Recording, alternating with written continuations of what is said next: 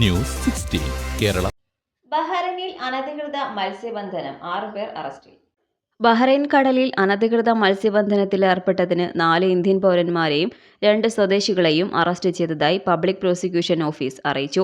കോഫ എന്നറിയപ്പെടുന്ന നിരോധിത bottom trawling വലകൾ ഉപയോഗിച്ചാണ് പ്രതികൾ ചെമ്മീൻ പിടിച്ചത്. ഏകദേശം 40 കിലോ ചെമ്മീൻ ഇവരിൽ നിന്ന് കണ്ടെടുത്തു. ബോട്ട് കോസ്റ്റ് ഗാർഡിന്റെ ശ്രദ്ധയിൽപ്പെട്ടതോടെയാണ് സംഭവം അറിഞ്ഞത്. കേസ് മൈനർ ക്രിമിനൽ കോടതിയിലേക്ക് റഫർ ചെയ്തു. ബോട്ട് തെളിവിനായി അധികൃതർ പിടിച്ചെടുത്തിട്ടുണ്ട്.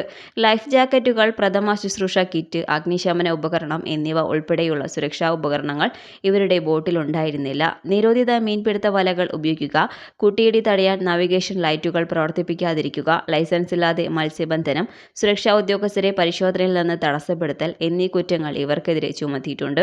ഇത്തരം അനധികൃത മത്സ്യബന്ധന രീതികൾ സമുദ്ര സമ്പത്തിന് നാശമുണ്ടാക്കുകയാണ്. വലിയ അളവിൽ മത്സ്യങ്ങളെ പിടിക്കുന്നതിനാണ് ബോട്ടം ട്രോളിംഗ് വലകൾ രൂപകൽപ്പന ചെയ്തിരിക്കുന്നത്.